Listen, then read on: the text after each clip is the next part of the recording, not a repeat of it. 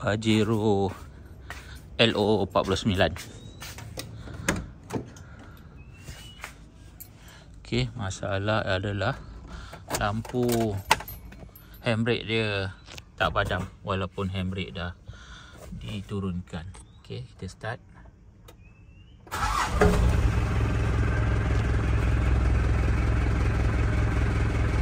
Okey, lampu pintu,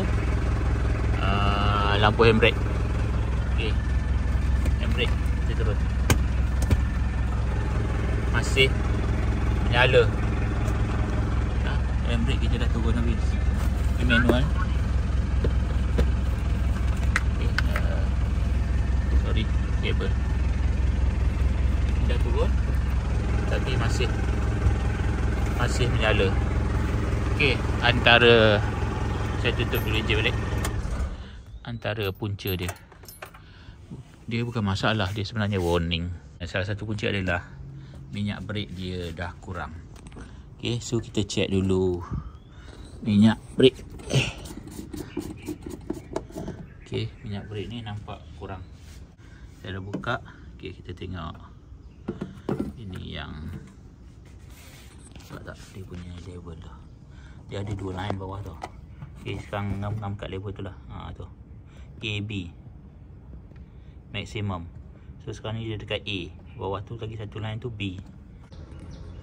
Okay, dia ada maximum level atas ni. Lepas tu ada level 2 bawah ni, 1A, 1B. Nampak kan dia tulis. So sekarang ni dah dekat bawah lah. Okay, kita top up dulu sikit. Ni ada minyak dot 4. Okay, dot 4 boleh tuang dekat dot 3 lah. Dot 3 tak boleh tuang dekat dot 4 punya. So tengok dekat penutup. Okay, ni tulis dot 3 kan. Okay, kalau dot 3 boleh pakai dot 4 punya minyak. Tapi kalau dot 4 tak boleh pakai dot 3. Okay, ni ada balance dah habis. Sikit lagi. Okay, sebenarnya kalau kita pakai kereta yang selalu hantar servis, kita tak perasan minyak ni habis. Sebab bila kita hantar servis ke pusat servis, dia dah top up setiap kali kita hantar. Tapi bila kereta kita buat sendiri, kita kena top up sendirilah. Okay, dah sikit je. Kalau top up dia tak banyak. So kalau beli sebotol ni setahun tak habis kot. Kalau cakap untuk isi-isi. Jadi pandailah. Nak minta kat workshop sikit ke, so dia bayar ikut banyak mana kita isi. Ataupun kita nak beli sebotol dan kita simpan. Okay, mari kita cuba tengok balik. Betul tak? Okay, kita start.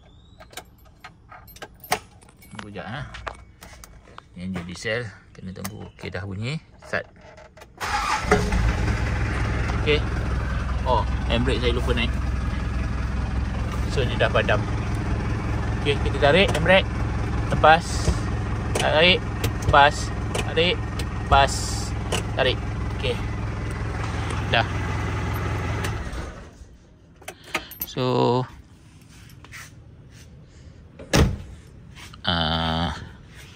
kalau tak ada, first check dulu kuantiti minyak dia. Kalau nampak dekat minimum level, kita top up. Dan kalau top up tak okey juga, itu kena, kalau pandai boleh check balik lah sama ada sensor dia. Dia ada dua kemungkinan, sama ada daripada minyak atau sensor dia, atau daripada switch handbrake tu sendirilah kan, level tu. Jadi kalau biasanya minyak ni lah kan. Yang mechanical tu susah juga nak rosak, melainkan ada adjustment yang kita buat lah. Okey, untuk minyak ni saya last tukar itu hari sebab saya ada repair brake belakang bocor.